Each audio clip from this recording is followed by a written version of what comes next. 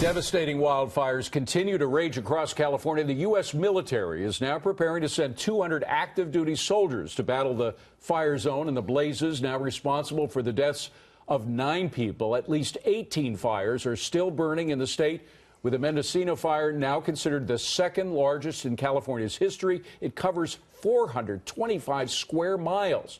Officials say it's only about 30% contained. Melissa.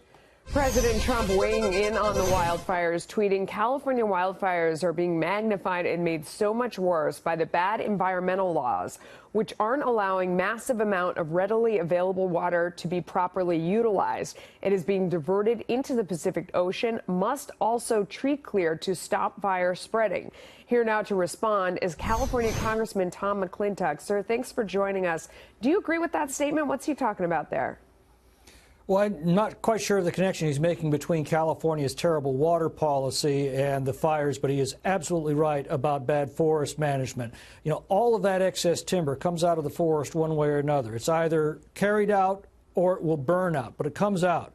We used to carry it out. We had thriving forests, we had thriving local economies, and we had a positive revenue stream to the federal government. But about 45 years ago, we began imposing laws that have made active forest management virtually impossible.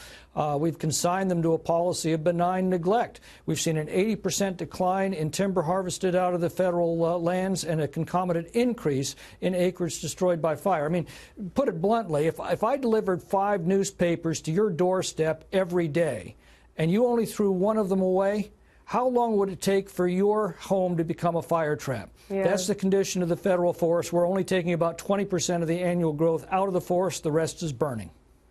That's amazing. I think, you know, the connection to the water, it wasn't that long ago in California, you guys were having a big drought.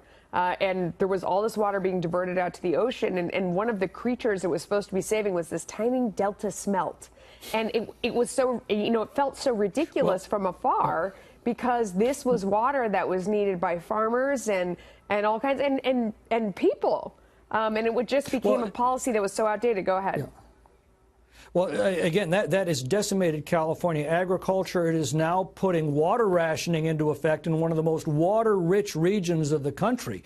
Those are terrible policies. But the direct problem that we have with our fires right now is bad forest management. Now, if you have a pine tree with a 5-inch diameter trunk, that uses about 50 gallons of water every day. You have morbidly overgrown forests, and we now have about 4 times the timber density that the Sierra can support. When you have that kind of dense overcrowding, and then put a drought on top of that, you end up with dead forests, and that's what's happened to the Sierra Nevada.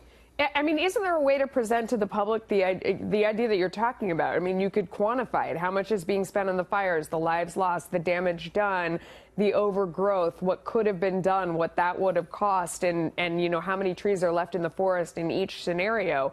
Why isn't the case made to people and, you know, a thoughtful solution come upon?